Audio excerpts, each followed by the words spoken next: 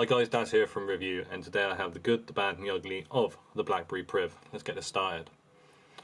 So I'm going to kick this off with the screen. Now, as standard and as stock, yep, I agree, the screen is a little dull, and some people have said that online, but what you should be able to see here when you take a look at this particular video is just how much vibrancy, how much contrast, how deep the colours are. And that's because I've done a bit of tweaking. So the good thing about the Blackberry Priv is, while it is mostly stock Android, BlackBerry have added some nice controls to make sure that anything that they have done you're able to tinker with.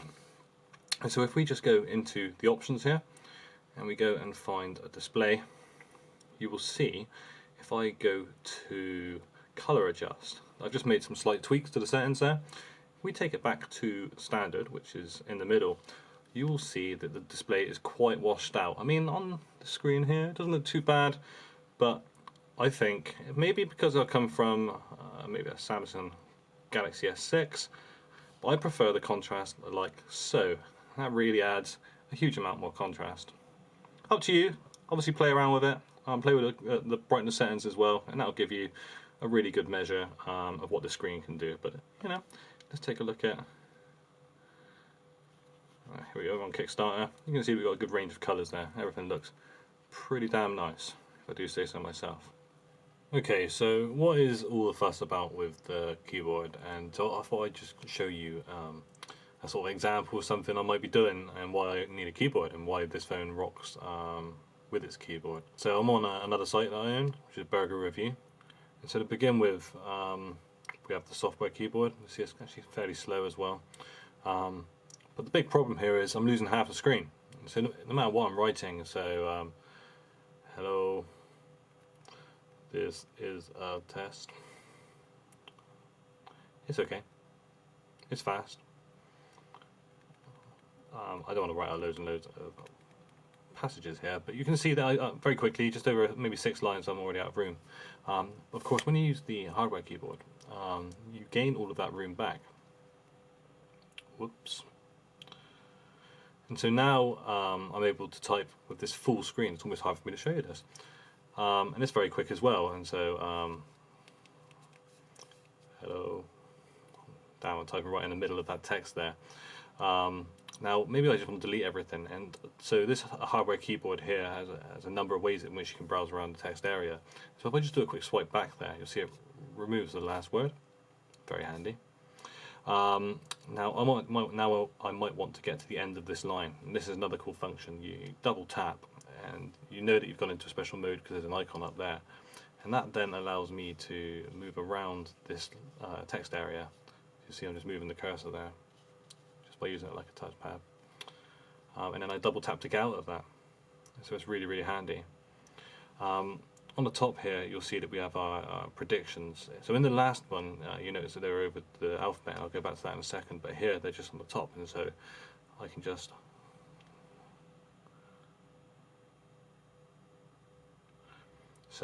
you can see it's a bit random. Quite narcissistically it shows the Blackberry Priv as its first 3 words, so read into that what you will. If I do something similar here, you'll notice that the words are above the letters, and that allows us to select them with this kind of cool swipe gesture. So quite nice. It does miss the whole swipe. If you go back to this one though, again, the word predictions, you notice I tapped before, but what I can also do is use this touchpad to select them, but there is a knack to it. It's not easy. I don't get it every single time, and so I'm not sure if that's good enough for daily use. Could easily be fixed with software.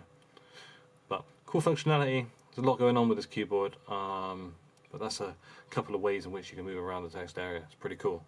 It's great to see that this has a backlit keyboard on a very thin keyboard, but at the same time, it's not just super bright. It zooms, it dims in and out. It's a nice balanced LED backlight to it, and that means that I can type in the dark as well with all the full functionality of a nice phone. And so, you've got to give it to BlackBerry there for being able to do such a great job with the hardware to get that keyboard in there, but not just a keyboard that's clicky, functional, and it has that added tech there as well. It's really great. Another fantastic element to this phone is the Bluetooth audio. Not something I'm going to be able to really show you or even really discuss too much on this video, but up against something like the Galaxy S6, the quality is night and day. So in my car, I really didn't. I actually thought all Bluetooth audio would pretty much be the same. I didn't realise that there was the option or the ability to have such a different experience. But with this Priv, it is fantastic. It's a really good experience, and it's highly recommended. So if you do listen to music a lot in your car, the BlackBerry Priv is really great for that. Okay, another bit of functionality that I really like is this menu here. Usually it's just a carousel or it's a list or something, but this one in BlackBerry they've laid out with these slightly different sized sort of mosaic squares. It makes them larger, the ones you use more often, and it's really good, sort of good for memory management, but it's also a really nice just way to browse through the operating system experience. It's good. It's much better than going all the way back to home screen all of the time. Talking about home screen, BlackBerry OS home screen, it's actually quite nice. You know, it's fairly similar to stock Android. I dart between this and Nova a little bit, but you know, I'm more than happy with the BlackBerry version, to be honest with you. And I think it's quite aesthetic the way the icons group, etc. So if we're talking bad, camera, it's not great. It's okay. It takes a little while to load up, as you saw there. If we're going to take a photo of something, you know, you need a couple of seconds to set up. So as you can see, you know, the photos, it's pretty good quality. I mean, you saw me take it. There's quite a lot of definition and resolution there. There's plenty of noise, mind, as well. It's obviously a well-lit environment. It's okay for, you know, point and shoot. I've got a little two-year-old son. You know, it's definitely not fast enough to capture him. I have to use a DSLR to get any decent photos there. But the odd landscape, etc., it's okay. You know, it's not going to set the world on fire, but it's okay. If it's the only phone you've got on you, it'll probably suffice. So when it comes to notifications, BlackBerry does a rather strange job with it, but it works quite well for me, especially when the phone's so long. You can see at the top there, you can actually filter down the notifications by application. You see it's all very fluid and nice. It's been done in such a way that it doesn't really take away from the experience, it adds to it. And so I got no problem with BlackBerry adding that, and I actually kind of quite like it. I do kind of use it, so no problem there. And another unique area that people talk about is the hub, which comes in from the side there, which makes use of some of this curved screen. I haven't bleated on too much about the curved screen because it's not really a curved screen, only very slightly. It's more of a flat screen with a curved edge that feels good in the hand. It's not an edge, if you know what I mean, but that's a good thing. It means you don't get the text distortion on the side, so I'm not seeing it as a big issue. But it does mean that you have this cool sort of hub, which means that you can, well, I suppose the idea is with one thumb, do that. Then see all your calendar events, mail, contacts, etc., and tasks. The problem with the mail is, this bit here, which is messages and mail, you're supposed to integrate all of your Facebook and your Twitter, etc., as well as your Gmail, but remember this is a pull and not a push, and I found it's actually not ideal implementation either. Sometimes it just doesn't work quite as well as I'd like it to, and so I kind of ignore this. In fact, I might turn it off entirely, but for the calendar, for the contacts, and for the tasks, it's pretty cool. So something else, we got the speaker. Make no bones about it, this is a mono speaker. It's on the front. You don't need a stereo speaker on the front of a phone, not really, on the HTC One, etc. I mean, yeah, when you're playing some video, great to have the stereo. However, your ears aren't really going to notice the difference. I'd be far happier with a louder speaker. The fact it's mono or stereo doesn't really matter. It's not as loud as the Galaxy S6. It doesn't sound as good either, really, even though it's on the front. But when you're taking a shower and you just want to listen to some music, it will suffice. It's fine. Another good point, almost forgot to mention. So, volume up, volume down, volume control. A lot of the earlier reviewers didn't bother to take the time to actually use this phone to work out what this was for. So a lot of them were just pressing up and down and then thinking that wasn't muting as they anticipated it to do. That's a pretty stupid way to think about things. It's not a mute button, it's a volume control button.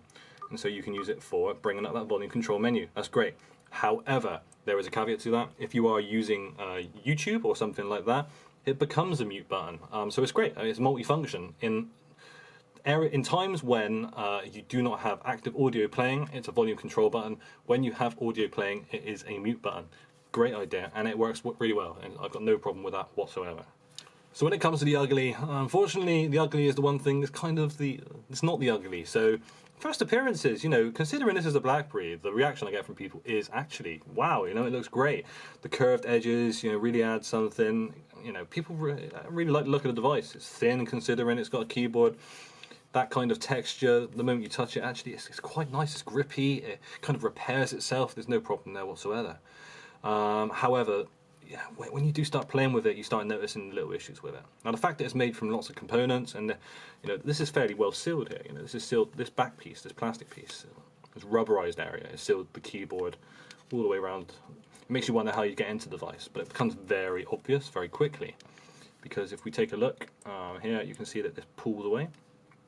So this bit of plastic here, this back casing, you can actually see where it pulls away. If I pull it away a little bit, you can kind of see the tabs in there, and that's a problem because those tabs aren't fixed.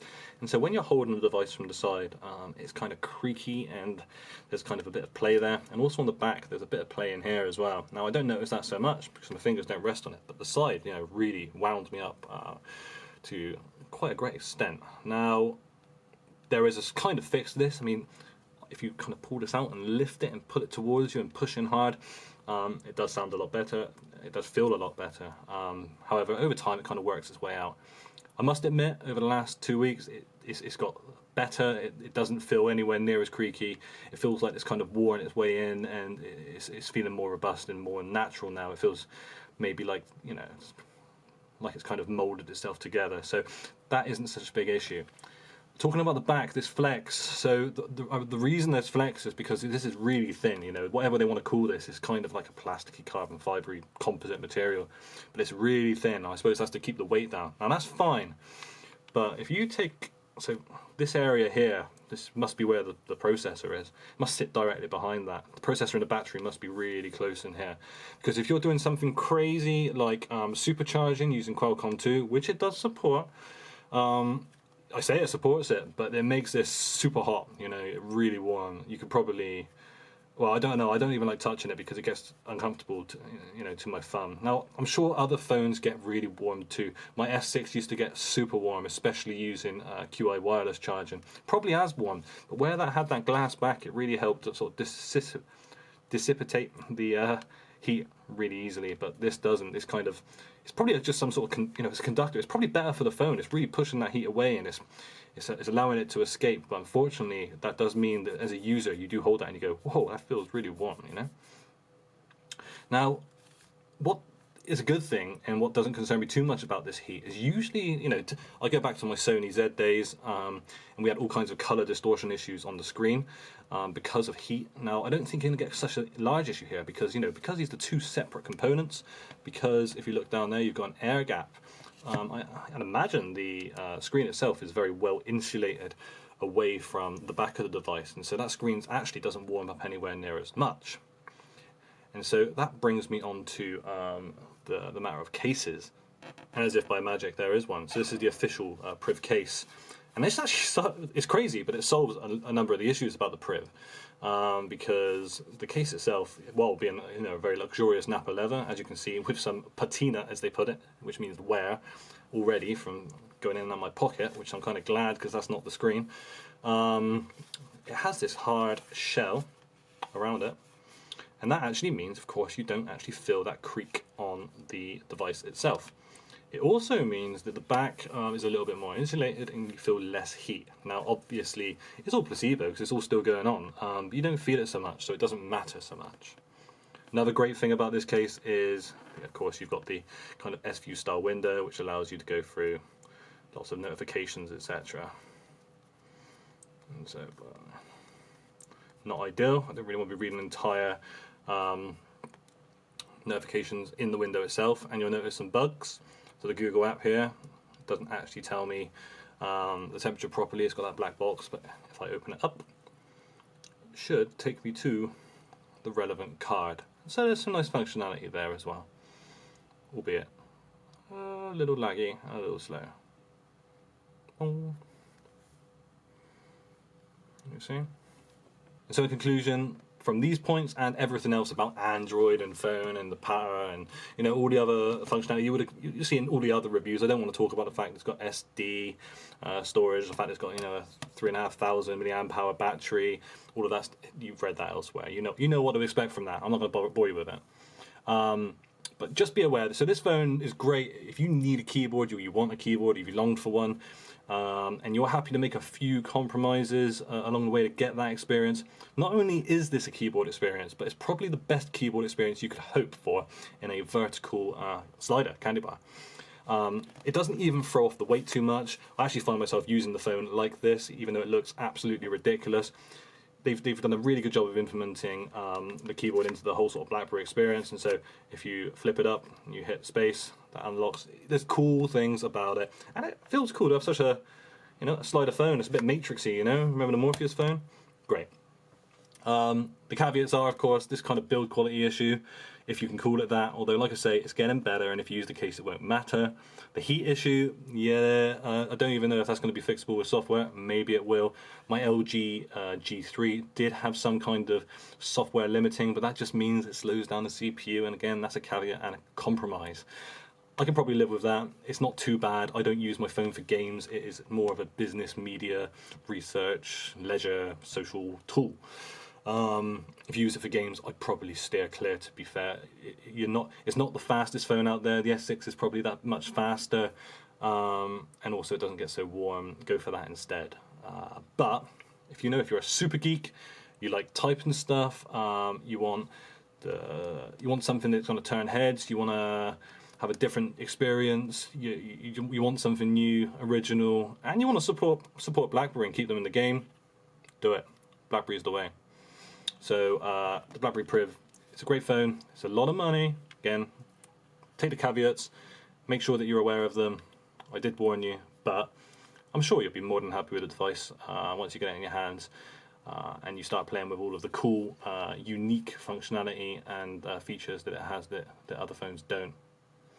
Thanks very much, guys. Hope you enjoyed this kind of good, the bad, and the ugly short review. As time goes on and BlackBerry improves things, maybe I'll do a revisit. But for now, that's all. And please subscribe and see you soon. Cheers.